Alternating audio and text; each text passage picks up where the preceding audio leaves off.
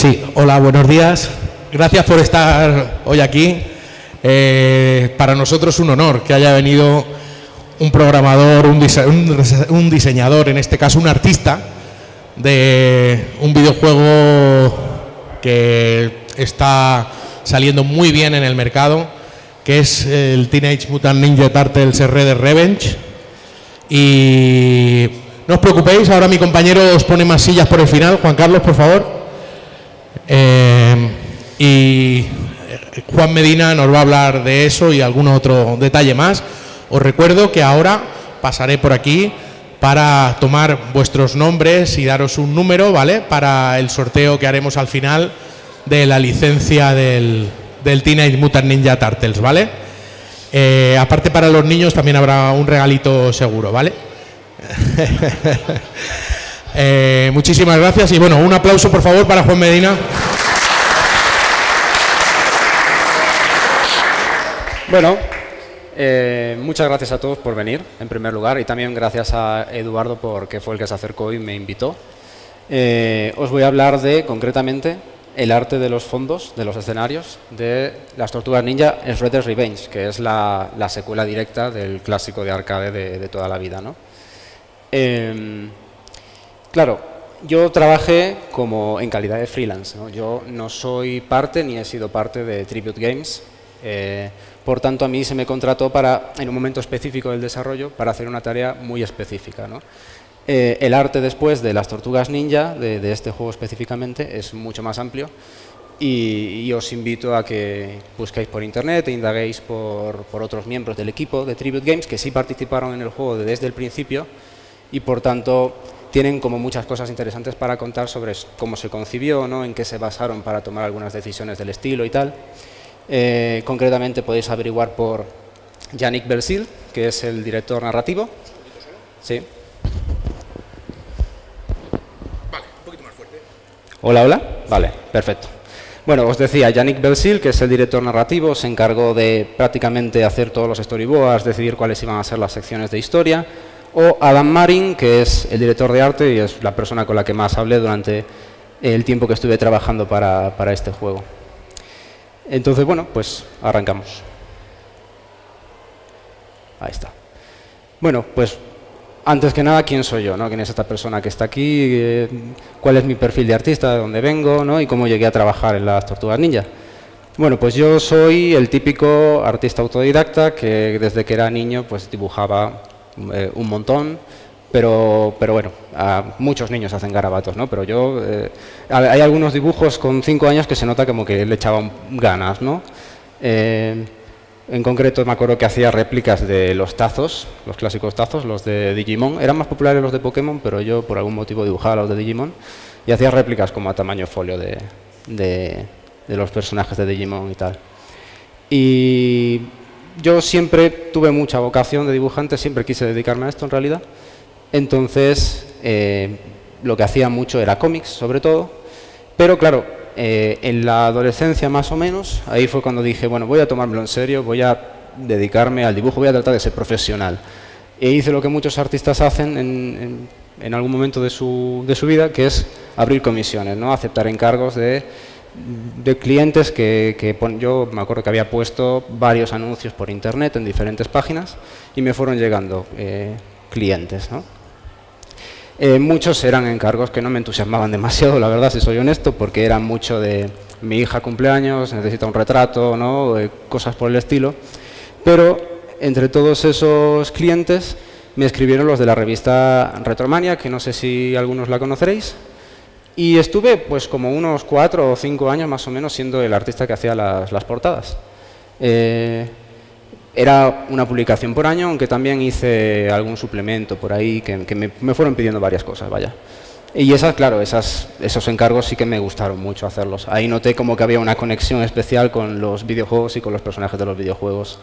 Y bueno, ahí también hay un fanart de Breath of the Wild que lo hice para una review de Dayo, del youtuber Dayo, que le hizo una review al Breath of the Wild.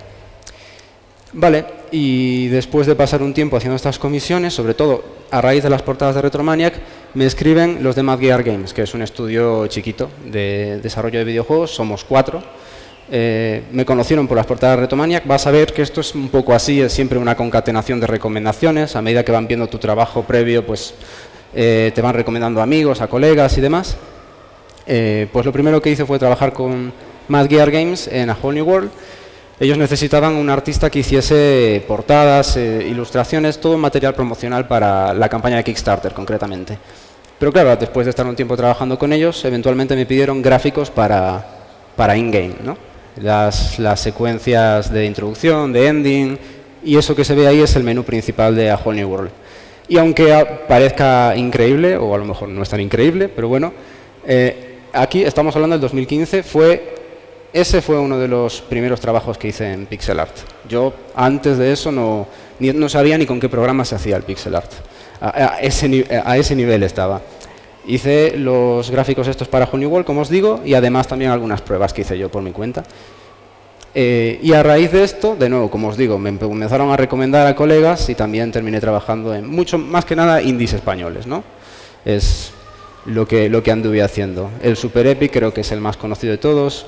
En Sword of the Necrodancer hice Necromancer, siempre me confundo, no hay manera. Es un meme, los desarrolladores hacen memes con eso. Hice algunas animaciones de efectos, poquita cosa. Y el Kemono Heroes, que este ya también es con los de Mad Gear Games, este fue el segundo juego que hicieron, y ahí sí que yo formé parte del equipo desde el comienzo. Cuando me contactaron para Whole New World ya llevaban como un año de desarrollo.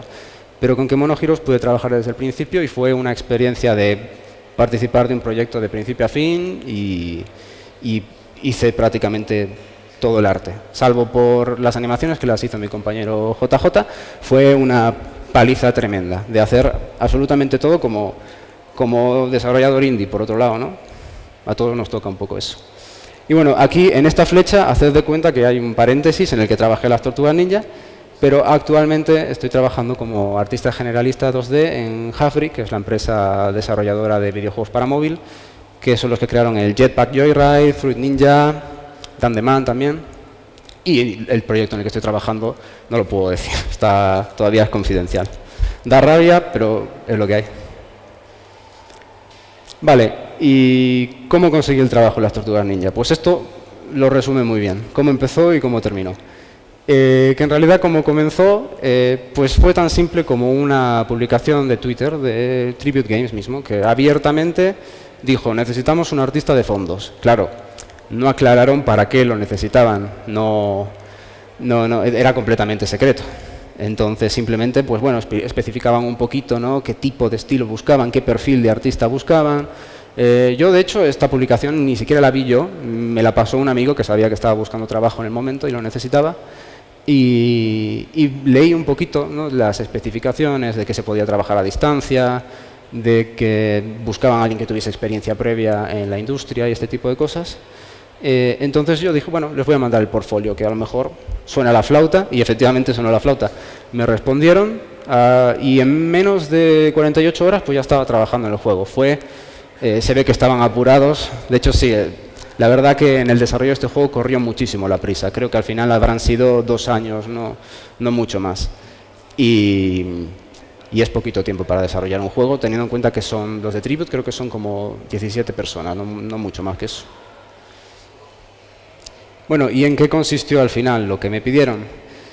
Mi trabajo en el juego son los fondos que veis in-game, los in-game assets de los escenarios.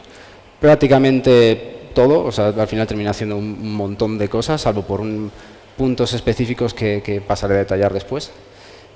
Sin tiles, o sea, todo es pintado a mano. Los tiles es, bueno, la técnica antigua con la que se construían los niveles en los juegos viejos, que eran pues cuadrados pensados para tener un gráfico que se pudiese repetir y extender, ¿no?, que el patrón no se notase la repetición, todo para ahorrar espacio por limitaciones de hardware, ¿no? Pero bueno, no se hizo así este juego. Esto fue pintar como si fuese un cuadro, ¿no? Todo un nivel de corrido, que bueno, ahora os voy a mostrar más en detalle. Sí, participé en todos los niveles, en algunos más que otros, y el mapa que también aparece en el que seleccionas los niveles, esos gráficos también los hice yo y me lo pasé pipa. Y todo esto en total fue un año de trabajo por mi parte. El proyecto duró más, pero lo que yo hice fue de octubre de octubre a octubre, de 2020 a 2021. Casi parece que fue a propósito. Vale, primeros pasos. Esto que veis aquí es el estado en el que me encontré el proyecto cuando me sumé. Estos son los gráficos de los 2 primeros niveles, tal y como estaban cuando me sumé. Como veis, esto ya es un pixel art que está muy avanzado. Aquí ya hay meses de trabajo en los que se definió el estilo, ya hay, o sea, los gráficos están prácticamente terminados. Esto lo podría sacar, me parece, como un juego terminado y funcionaría perfectamente. Y para que veáis la comparativa, así es como se ven los fondos ya en el juego terminado. Que no ha cambiado mucho, ¿verdad? O sea, en realidad, vale, hay cosas que tienen más detallitos por aquí y por allá, tiene un poquito más definición algunas cosas, pero en realidad es muy simple. O sea, la idea está ahí, ¿no? Es prácticamente lo mismo. Eso como para que os hagáis una idea de que yo cuando entré, pues ya tenían un poquito todo bien montado, ¿no? Y a mí lo que me tocó fue adaptarme al estilo y tratar de darle caña y no defraudar.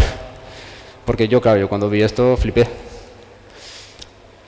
Vale, pues como os decía, mi trabajo fue, como todo artista, cuando entra en un proyecto de estas características, consiste en, primero, hacer un repaso de lo que se ha estado haciendo y cuáles han sido las referencias que han tenido en cuenta, ¿no? para terminar con el resultado final del juego. Esto que veis aquí se le llama moodboard y sería el equivalente digital a si pones una pizarra en una pared y le empiezas a poner recortes de papel. La idea es tratar de... Estos son fragmentos de diferentes juegos. Por ahí hay Street Fighter, me parece que este es Alien vs Predator, ahora no me acuerdo. Bueno, en fin, son juegos beat'em up, sobre todo, juegos con un pixel art muy detallado. Y la idea es hacer una especie de mejunje y tratar de hacer una especie de mezcla de todo eso, ¿no? De que quede claro cuál es el tono, cuál es el tipo de colores que queremos usar en este juego. Y que al final, idealmente, cuando tú termines tu proyecto, pongas una captura ahí y no desentone, ¿no? Esa sería la idea del moodboard. Y aquí veis unos fragmentos que saqué, porque si no se iba a ver muy pequeñito todo. Que todos en realidad, o sea, pixel art se puede hacer de muchas formas, pero aquí es como que se apunta a algo muy específico, ¿no?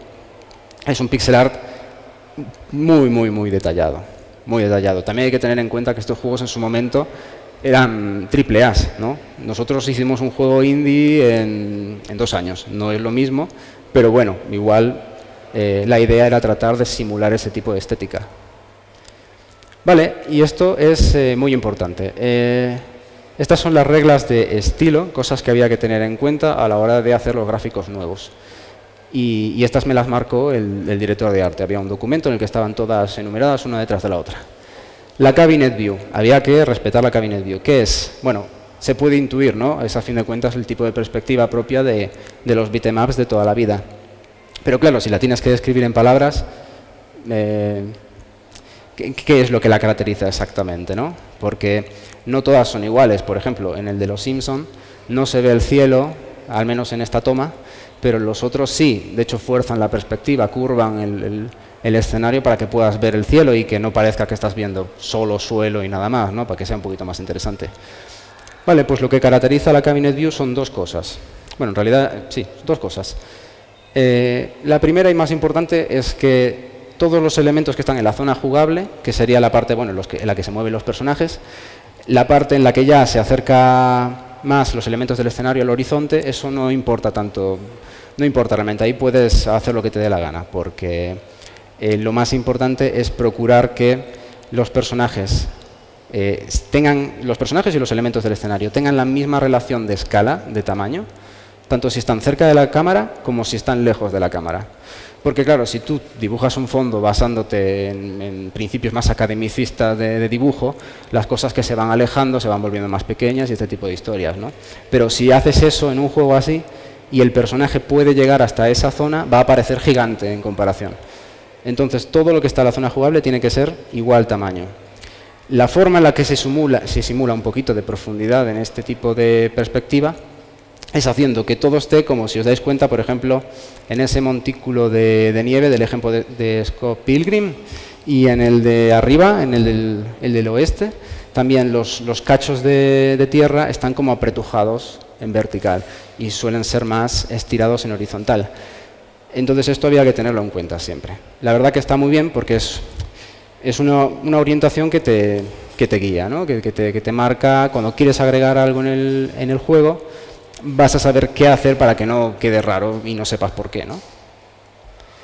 Otra regla de estilo muy importante, el dithering estaba completamente prohibido.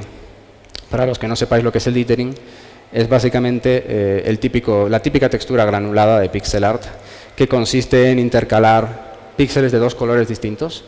Y de esa forma lo que se consigue es un efecto visual en el que parece que hay un tercer color en medio.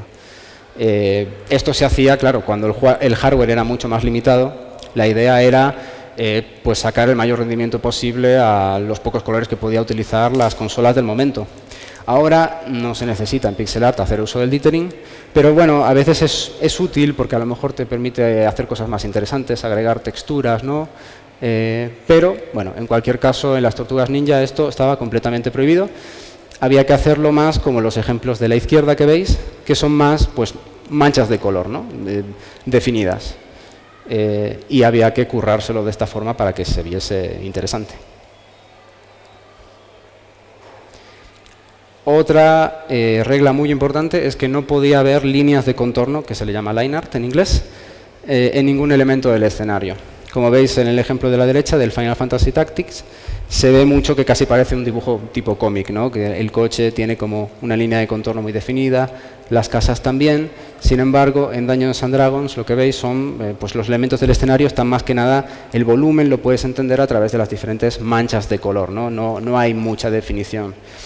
Esto es así porque se quería emular la forma en la que funcionaban los fondos de la serie de animación de las Tortugas Ninja, pero de todas las series de animación en general, que suelen tener fondos que, si bien son muy detallados, ¿no? Tienen como muchos matices de color y tal, no tienen mucha definición y, por contrario, los personajes tienen unas líneas de contorno muy marcadas, pero colores muy planos.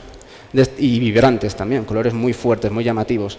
De esta forma, siempre los personajes destacan con respecto del fondo. Nunca se mimetizan ni generan una situación confusa que los videojuegos, sobre todo en un beat'em up en el que se llena todo de enemigos y quieres que no te peguen, pues necesitas tener bien claro dónde estás. Bueno, después las tortugas son todas iguales y te pierdes igual, pero bueno, ese es otro tema que se escapa a mi control.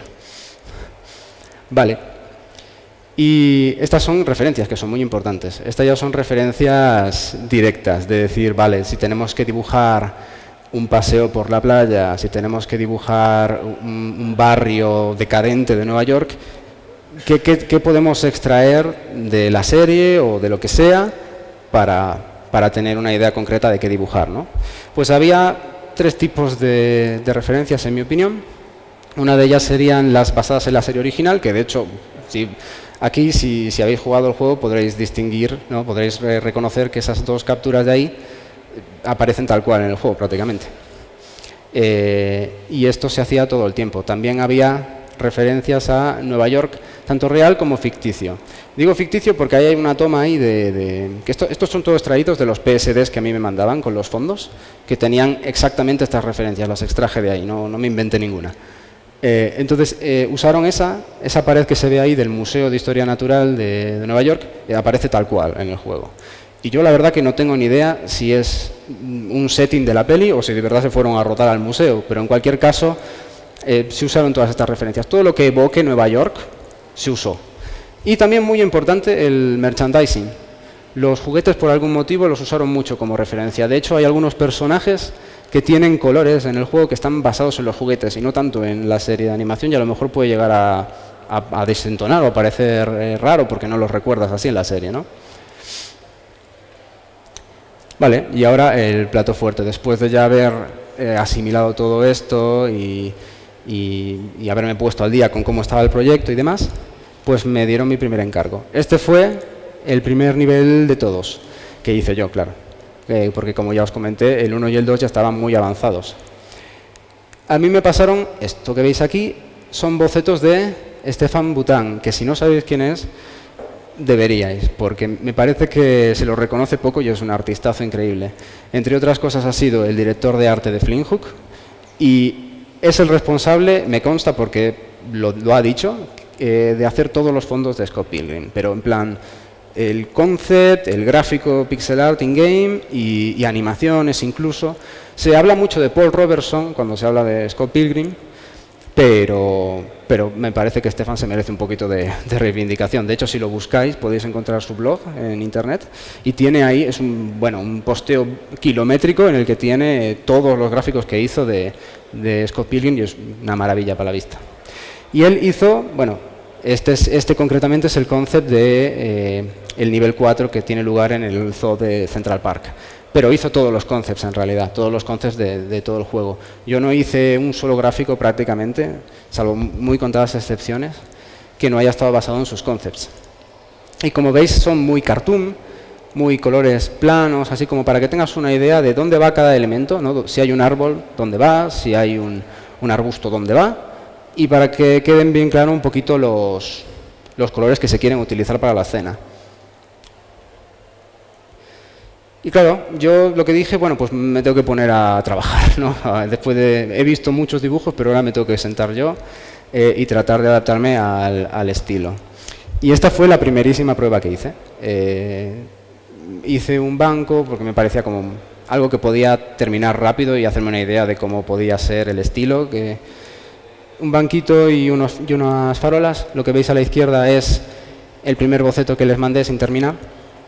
Y muy importante están los personajes ahí, porque siempre que trabajé en los fondos siempre tenía que tener a los personajes como referencia, tanto de tamaño como de colores, porque es muy importante que todos los elementos que aparecen en el escenario, que hay mucha basura por el suelo, hay llaves inglesas, hay no sé, bolsas de patatillas, cosas así, todo eso tenía que estar dibujado de tal forma que si las tortugas lo cogiesen, tuviese sentido, ¿no? Que no fuese una llave inglesa descomunalmente gigante que no pudiesen usar. Entonces siempre había que tener la referencia de tamaño ahí. Y en la derecha es ya el gráfico final que les presenté y también, bueno, pues ahí comencé a hablar con Adam, que esto fue una constante a lo largo de todo el proyecto, para tomar decisiones de, bueno, me acuerdo que los ladrillos me dijo, bueno, los puedes rebajar un poquito, tiene demasiado detalle, cosas así, ¿no?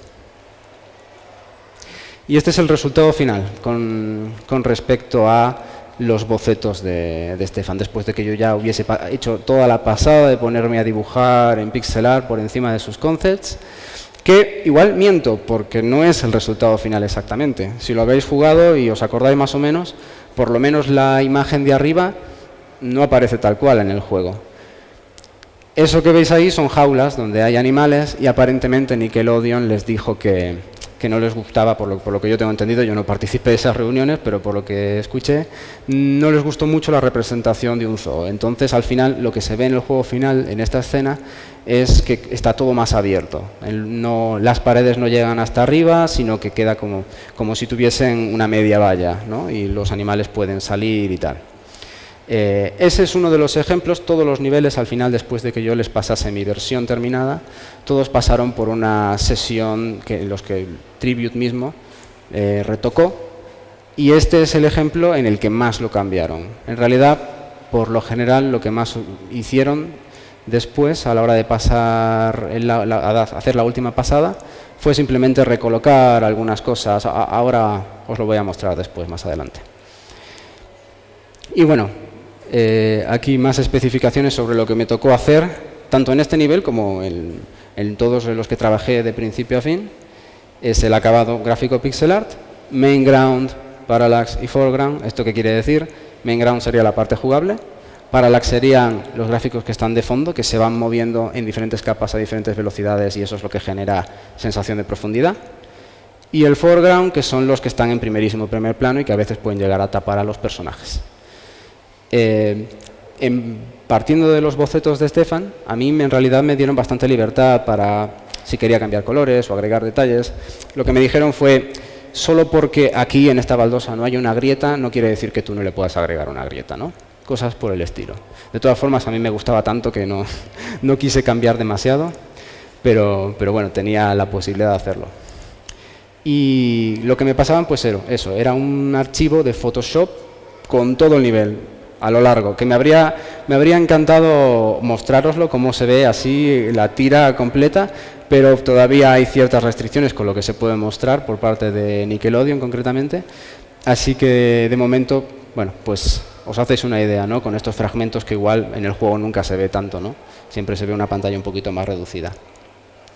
Y todos los fondos, los que trabajé así de principio a fin, siempre tomaban de 3 a 4 semanas de trabajo y trabajaba 6 horas al día. Esa era la jornada laboral. Así que era tela. Y como íbamos un poquito apretados de tiempo siempre, pues no había mucho margen para fallar, retocar algunas zonas. Así que había que darlo todo y asegurarse de que quedase bien.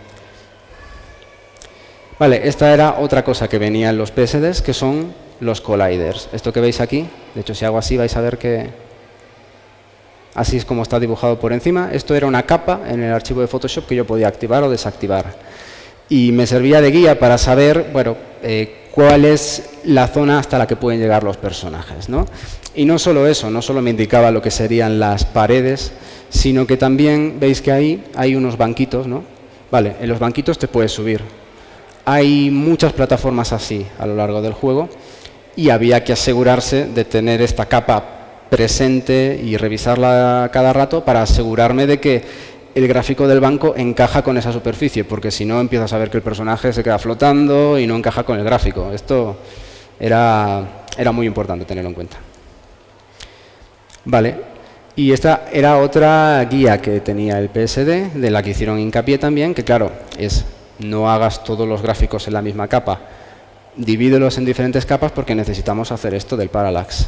Y ahora os voy a mostrar, vais a ver, esta diapositiva me la corrí bastante. ¿Veis? Esto vais a ver la magia que hay detrás de lo que se ve en el juego, que está todo montadito, pero detrás hay un montón de capas y un montón de historias que están dispuestas para que se vean bien en pantalla, pero que a lo mejor pues ahí lo que veis es un montón de espacio blanco, los edificios ni siquiera tienen suelo ni nada. Pero no importa porque lo vas tapando con capas. Y bueno, muchos árboles, porque claro, esto es un parque, entonces es un árbol tras otro, cada vez con más colores, cada vez con más definición, y al final ya, pues esto tapan bastante más, y el foreground. Vale, y esto de aquí es lo que vino después, que son un montón de niveles más. Todos los que están aquí listados son los niveles en los que trabajé de principio a fin. ¿Vale? El primero y el segundo ya estaban comenzados, pero igual en un punto me llamaron para que agregue gráficos, ¿no? Hay gráficos de foreground o retocar cosas o agregar gráficos nuevos. Y yo mientras trabajaba en el fondo 4, en paralelo estaba Stefan mismo haciendo el pixel art del 5, que sería el de las alcantarillas, y el otro artista de fondos, Derek, estaba haciendo el nivel 3 y también, una vez terminaron, también me pidieron que agregue cosas y haga retoques, entonces eso, en realidad terminé trabajando en todos, pero el nivel de involucración fue diferente. Y bueno, y lo pongo aquí porque si no me lo olvido, este también lo hice yo, que fue el fondo, y como veis es muy distinto al resto del juego, así que fue como un soplo de aire fresco después de estar meses y meses, así que me estaba dejando ya la vista con tanto píxel. Y bueno, siempre es divertido hacer así gráficos chiquitines y simpáticos. Vale, aquí vais a ver un ejemplo de cómo fueron los reworks, o sea, los retoques a los gráficos en el juego. Esto que veis aquí es la primera pasada de Stefan mismo. Stefan hizo el concept y estos son los píxeles de él, del nivel 5 de las alcantarillas. Pero claro, vosotros diréis, esto no sale en el juego, ¿no? O sea, en ningún momento sale. Esto, en un punto, fue la versión terminada. Esto ya cuenta con algunos retoques míos, hay algunos hierbajos, grafitis, las puertas abiertas las hice yo. Y en un momento fue como, vale, hay que seguir tirando para adelante, no nos podemos eternizar, esto a lo mejor no está funcionando, pero hay que seguir avanzando con el resto del juego y ya veremos si lo podemos retocar, ¿no? Y efectivamente, como veis, no tiene absolutamente nada que ver. Eventualmente vuelve Stefan y hace este concept y bueno, ya es mucho más interesante. Esta zona ya gana muchísimo más. Este es el pixel art que hice yo sobre el concept de Stefan, que como veis ya está muy terminado, o sea, yo lo entregué y quedó así ya cuando terminé de trabajar en el proyecto. Y esto, como veis, es un ejemplo de cómo es la parte de pulido que le da Tribute a posteriori. que, como veis, es lo que yo os decía, pues, bueno, asegurarse de que no quede ninguna esquina pelada, sin nada, ¿no? Siempre se le pone algún papelito, ¿veis? Hay por ahí la esquina de la izquierda, hay más papeles, hay más grietas, hay más piedritas en general. En eso consistió más que nada el trabajo de pulido. Epa, ahí está. Bueno, y ya nos estamos acercando al final, así que os voy a comentar un par de anécdotas interesantes, que son más que nada los momentos en los que peor lo pasé en el proyecto, momentos desafiantes, como este de aquí, que yo creo que habla un poco por sí solo, ¿no? Porque es un pasillo extenso, con perspectiva forzada, que aparte de hacer curvas en pixel art, sobre todo así, es bastante complicado. Es muy difícil que no te quede como clac, clac, ¿no? Súper recto. Y bueno, y hay azulejos y de todo en el suelo que había que asegurarse de que queden bien. Esto es lo primero que hice. En general, en todos los niveles, cuando empezaba siempre hacía, bueno, pues algo muy básico, muy boceto, muy sucio, para asegurarme más que nada de captar los colores y de que las cosas estén ubicadas donde toca. No mucho más, porque si no te vuelves loco, tienes que empezar por lo más sencillo. Esto ya es una versión, vale, de nuevo, es como una extensión de lo anterior, de nuevo.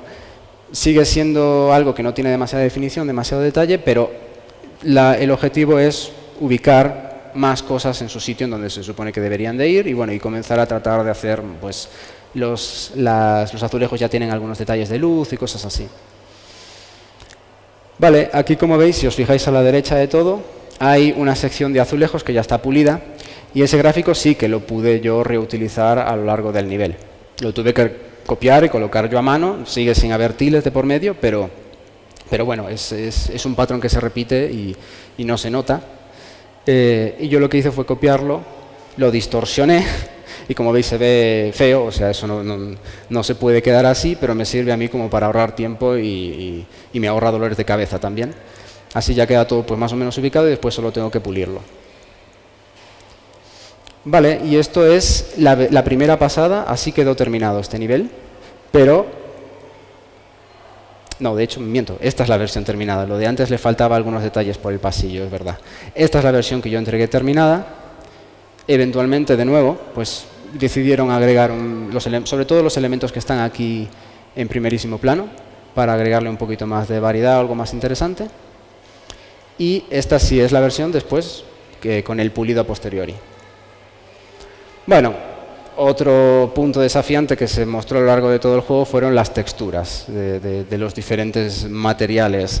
Madera, que si tierra, que si... Es que van por todo. Los de Tribute querían algo detallado, querían algo que tuviese mucho trabajo y bueno, y así se hizo, ¿no? Pero claro, algunas situaciones son más complicadas que otras, sobre todo, bueno, la de la izquierda con esa textura de tierra que aparte, claro, esa es una boss fight en la que el jefe se va transportando de rejilla en rejilla y se supone que esa tierra, lo que hay debajo de la tierra son los conductos por los que se conectan y eso se tenía que notar y bueno, fue complicado. Y esta también, como os decía, pues el juego se hizo siempre pues muy a las apuradas y no había mucho margen para retocar cosas, que al final sí se hizo, pero no era algo con lo que pudieses contar, ¿no? En principio. Y claro, esto es el nivel 14, esta es una boss fight, por lo cual es importante que quede bien, porque es una parte del juego en la que la cámara se queda estática, ¿no? O sea, esto lo ves mucho tiempo, mientras que si vas haciendo scroll por el nivel, a lo mejor hay detalles que se te pasan por alto. Pues esto en un punto fue el gráfico terminado del juego, con el que no estaba para nada contento. Estas eran las referencias con las que contaba, que son muy fieles a la serie, pero no las entendí muy bien. No me supe adaptar a ellas, que a veces pasa. A veces simplemente necesitas un poquito más de tiempo para, no sé, experimentar, probar cosas, y no contaba con ello. Pero afortunadamente, después de llorar un poquito e insistirle al director de arte, cerca o sea, antes de terminar, ¿no? Cuando ya estaba a punto de terminar mi trabajo, me dijo, bueno, tienes la oportunidad de retomar algún nivel con el que no te hayas quedado contento del todo y le das un repaso, ¿no? Y así lo hice y dije, bueno, pues ya está, mira, voy a tirar por lo que me siento yo más cómodo, por más que sea mucho detalle, mucho trabajo minucioso, pero bueno, creo que al final se salvó una zona que a mí me parece que no funcionaba, pero que se iba a mandar así porque es que en el desarrollo de videojuegos es así. Hay zonas que a lo mejor pues no funcionan, pero no hay más opción que seguir para adelante. Vale, y para terminar, pues el último nivel del juego fue exactamente el último nivel que hice. Y claro, yo ya estaba así como medio tristón, porque me daba como cierta pena terminar con el proyecto y tal, pues dije, venga, va, voy a ponerle toda la carne en el asador, que si os dais cuenta estos fondos son más detallados que el promedio del juego, porque esto era una sola pantalla, no un nivel entero. Y así como los otros niveles tomaban pues de 3 a 4 semanas, estas dos pantallas de aquí, solo cada una puede haber tomado 2 semanas o 1 y media, solo la pantalla. Y como veis tiene un trabajo que es más propio de un juego de peleas como Marvel vs. Capcom mismo, que de hecho los tuve muy presentes cuando lo hice. Y nada, eso, mucho trabajo puesto, una despedida con mucho sentimiento, pero bueno, creo que al final el desenlace del juego que quedó bastante pintoso. Bueno, y eso es todo. Muchas gracias a todos por escucharme y espero que lo paséis bien con el juego.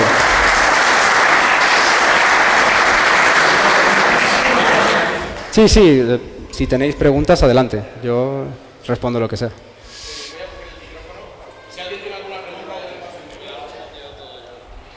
¿Tú tienes una pregunta por aquí? ¿Cómo se hicieron bocetos en el juego para ver cómo quedaban? ¿Bocetos? Sí, al principio se hacía. Los concepts que mostré, los que hizo Stefan, que yo dibujé por encima, esos bocetos se pusieron en el juego y los programadores y los diseñadores ya podían testear, ¿no? y programar antes de que se agregase el gráfico final. Sí.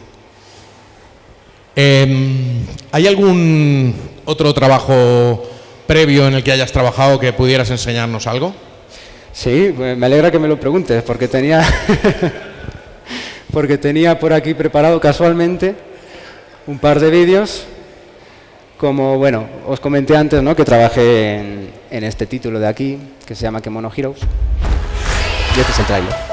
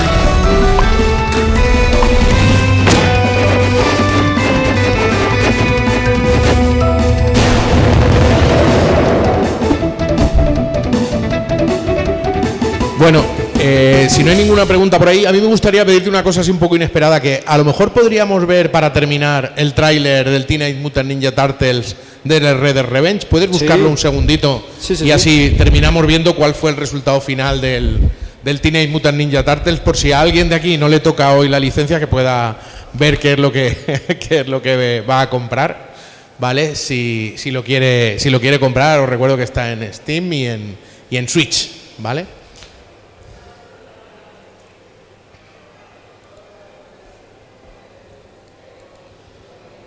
Dale un poquito de volumen si quieres. Sí. Ahí.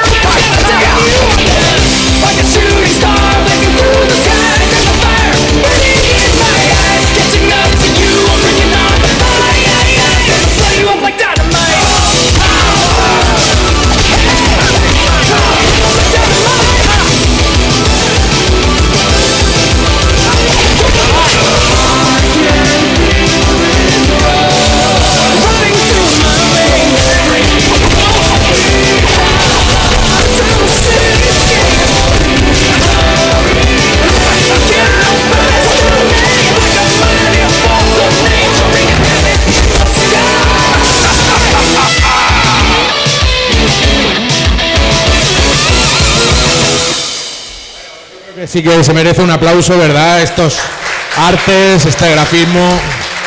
Enhorabuena, enhorabuena Juan por su trabajo. Y bueno, vamos a hacer el sorteo, ¿vale? De esa licencia para Switch, ¿vale? Del Teenage Mutant Ninja Turtles Red Revenge. Vamos a ver.